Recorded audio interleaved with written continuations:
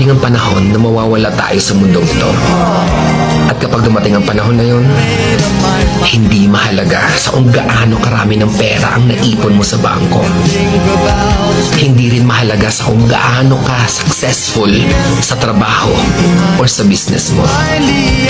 At lalong hindi mahalaga sa kung gaano kaganda ng mukha at ng katawan mo. Dahil ang mahalaga pagdating ng panahon na yun ay ang sagot sa tanong na naging masaya ka ba? Nagawa mo ba ang kagustuhan ng puso mo kahit pag-gaano ka malito sa mata ng mundo? Dahil sa huli naman, ikaw naman magdadala ng mga memories na yon sa libingan mo. Hindi naman ang mga tao sa paligid mo.